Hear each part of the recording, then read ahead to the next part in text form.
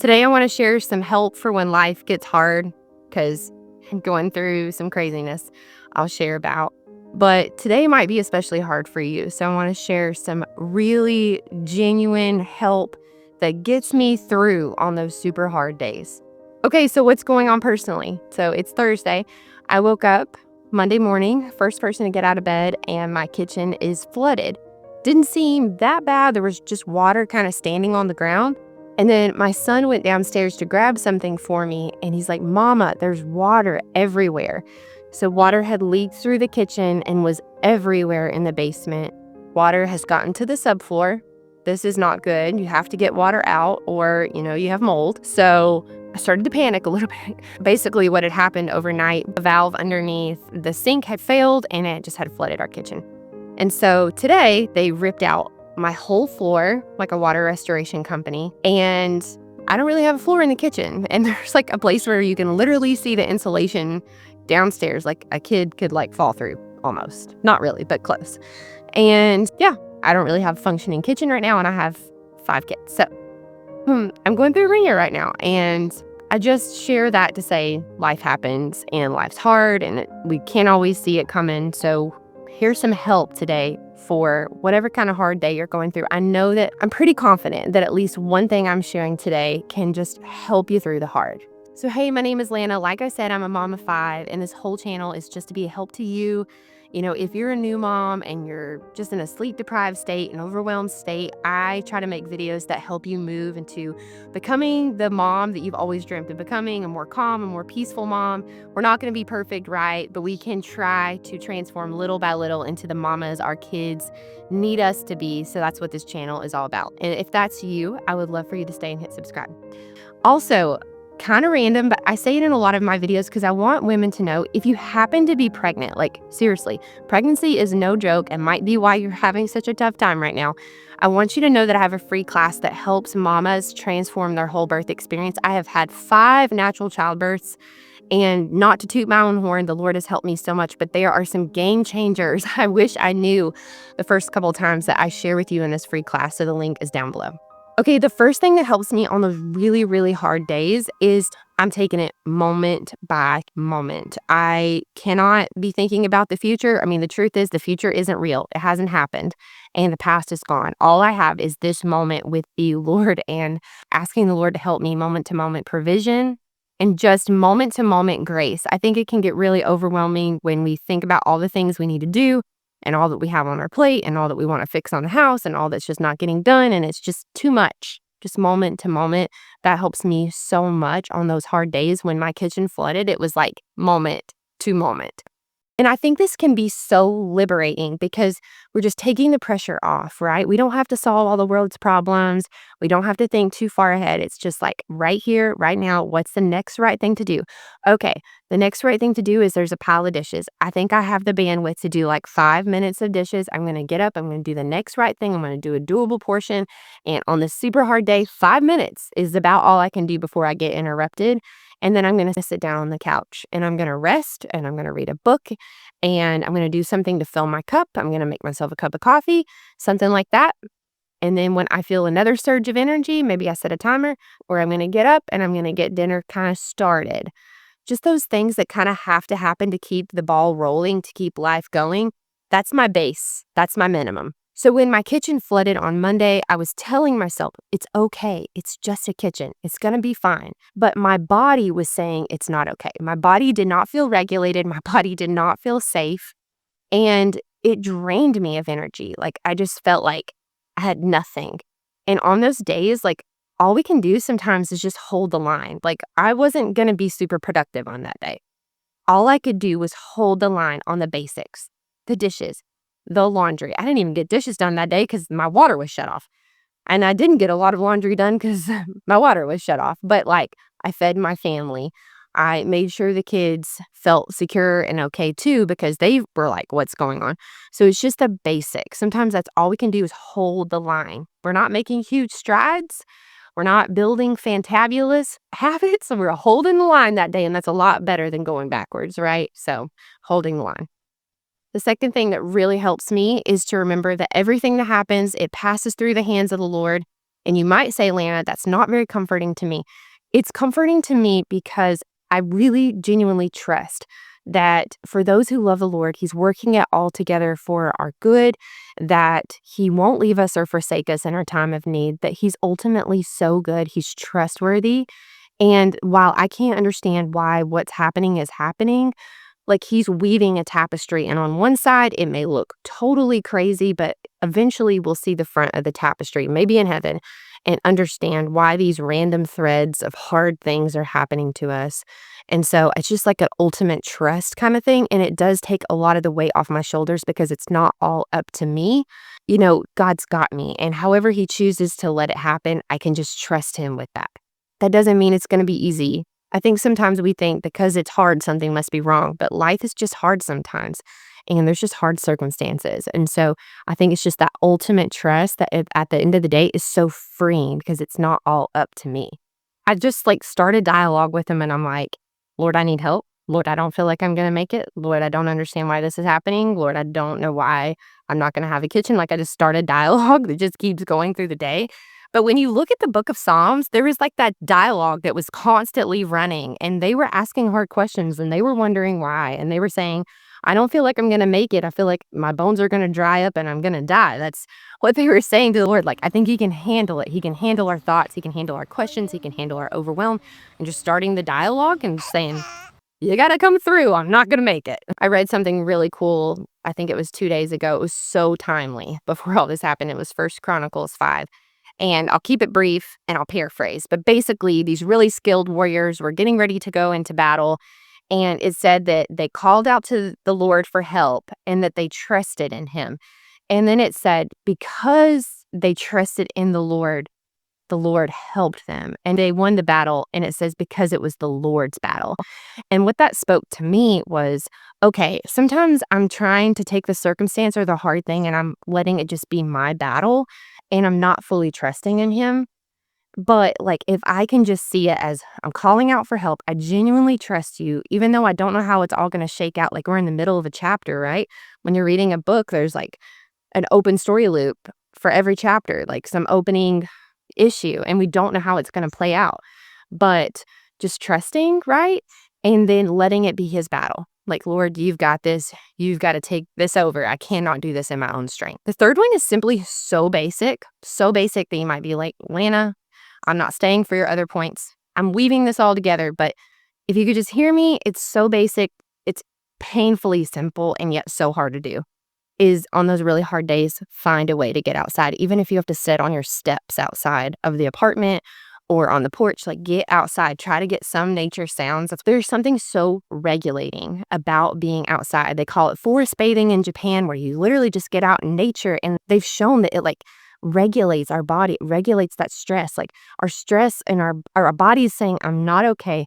And nature helps our bodies feel like I'm okay. It helps kids regulate. It helps kids get all that energy out. So just getting outside and getting the word some way, somehow, like I just listen to it audibly. I think about it like when a baby can't even feed themselves, like you have to spoon feed them a little bit. It's like on those days, I don't even feel like I can feed myself the word, and I'm doing just really good just to turn it on audibly, which is such a gift that we can even listen to the word that way. And I'm just letting it wash over my soul. Even if I don't feel like the truth is truth that day, even if it's not moving me, even if I'm not feeling fully energized by it, I'm plugging myself up to the true vine. I'm staying connected to the source, and I'm just letting the audible version of the Bible like feed me that day. I don't even know what else to say. Getting outside and trying to somehow get the word inside of our hearts and our minds can be just something that takes a first step towards feeling better. Of course, if you can move and exercise, you might feel like a slug. You're moving, but nothing's happening. That will always give us a boost of like serotonin, make you feel so much better. But I know it can just feel like such an insurmountable step. So just getting outside, going, for a walk if we can, but getting the word in some way, somehow. The fourth thing is just to text a friend. Like when my basement situation happened, I have a wonderful neighbor next door. I know that I'm blessed in that she's a dear friend. And I just went next door and her kids were playing at the water table. And I'm like, guess what just happened to me? And she's like, what can I do? And I'm like, just thinking, all of that water fell down on clean baskets of laundry, dirty baskets of laundry. And I was like, and my water had to be shut off until the plumber could get there. And I was like, would it be okay if I just started some laundry in your washing machine? And she was like, absolutely. So she ran 3 loads of laundry for me and a lot of towels so we could get showers that night and folded them for me. I wasn't even expecting her to do that and deliver them to me. And it just took one thing off my plate, like a very tangible need. But I think just even being able to text a friend just for some compassion, some support, like maybe they can't meet a physical need, but they can meet a relational need or a spiritual need, like, just like me. Can you pray for me? Like, I don't even have the words to pray for myself. It's so sweet. Sometimes now my 10-year-old son will come up and say, Mama, can I pray for you? Because he can tell I'm struggling. But just like having a friend you can call is so important. But maybe you're like, I don't have a friend to call. And that's okay. I think just tuck it in your back pocket, perhaps, that maybe when seasons slow down, that is something that maybe we could reallocate some of our time to, is just investing in having relationships, because I think relationships are really like insurance for life. Like we need relationships for hard times, for good times too. They definitely make good times better, but just putting a little time and effort, we may not have the bandwidth right now. But when times slow down and we get some respite, maybe inviting a gal over who you've wanted to get to know, it could be really handy. The thing is, we're all needy and we're all needed, and we're gonna have our needy moments, and that's okay. Okay, and the 5th thing, I talk about this all the time on the channel, but I don't think I can say it enough because I feel like when this clicked for me, so many things changed. It's like scales fell off my eyes and I saw things clear for the first time. So I think it can be that powerful for you, but it's doing the right thing with our pain. If you think about it, doing the wrong thing with our pain is typically when we hurt other people or we hurt ourselves. And what I mean by that is just like there's something called anger transference where, it's like a picture where the boss yells at the dad yells at the mom yells at the kid, and the kid kicks the dog, like transferring our anger. And sometimes when we're having a really tough time, like a really hard circumstance or something is going on, or maritally we're having a tough time or whatever, financially, and it just seeps into our home, right? And we're not kind to our kids. And so doing the right thing with our pain, I think sometimes even opening up to our kids, like they don't have to know why, but just like, I'm struggling today. Like somebody hurt my feelings. I'm really sad. Or something is just really hard and heavy on me. And it's like a heavy weight that you can't pick up as a kid and you've done nothing wrong. But like, I just want you to know today, Mama doesn't have a lot. And I just need your grace and your mercy. I need you to help me out today. I just don't have a lot. And I think just opening up to that we need a savior. We need help. Like, that we need Jesus. And I think some of my weakest moments have been really great gospel opportunities for that reason, because I'm like, I need a savior too. Mama needs help too. And I think it allows our kids to know that they don't have to have it all together to come to the Lord. It's the exact opposite. Like sometimes the Lord shines more brightly through us when we are weak. And so just doing the right thing with our pain, not blaming others for our pain, but just doing the right thing. So like, what is the right thing to do with our pain? I think, like I said, just take it to the Lord, start a dialogue with him, be honest with our kids, be honest with our spouse, call a friend, and just call out for help from the Lord and from others.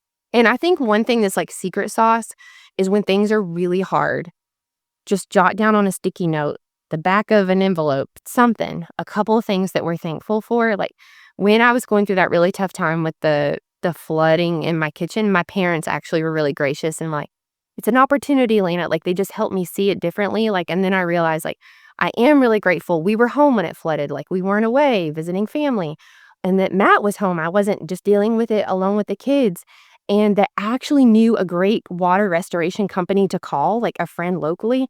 And it was just like a really great gift that I knew who to call. And this just like kind of clicked me out of like the frustration a little bit, because I'm like, okay, it kicked me out of victim and villain mode, so to speak. And it helped me like, okay, it's going to be all right. Things are things. Nobody's hurt. Kids are okay. And it just clicked me out a little bit and helped me do the right thing with my pain. I didn't do the perfect thing with my pain. I definitely was like snippy with the kids. I was panicked. All kinds of bad stuff was going through my brain. Like seriously, like what are we going to do financially? All the things. But just clicking back to gratitude, that is always a secret sauce when we're going through hard times. There's always a glimmer, just a tiniest thing.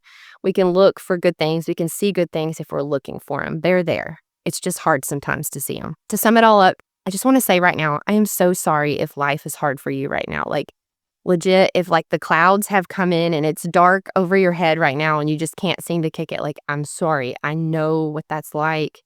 And I'm sending so many prayers your way. And also, the other thing that helped the other day is I pulled up Tim Hawkins. I listened to Yoga Pants song and The Things You Don't Say to Your Wife. That song always makes me giggle. I was giggling with my kids. I was giggling with my husband. It just regulated my nervous system. It just lightened everything. And on those days, just watching a funny video, taking a melatonin and like calling it quits early because this day cannot end soon enough.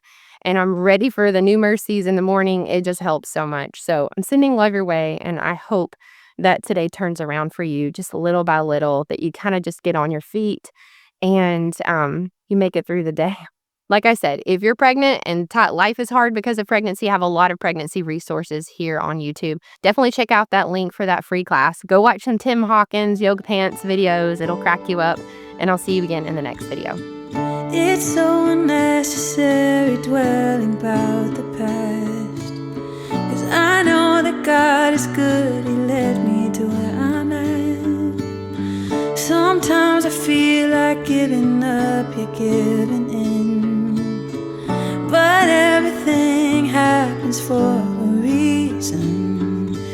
It won't always be blue skies ahead. Sometimes you might need a helping hand, just like iron sharpens iron, making me stronger, calling me higher. When we come together, just like iron sharpens iron, making us stronger, calling us higher. When we're helping each other, we're growing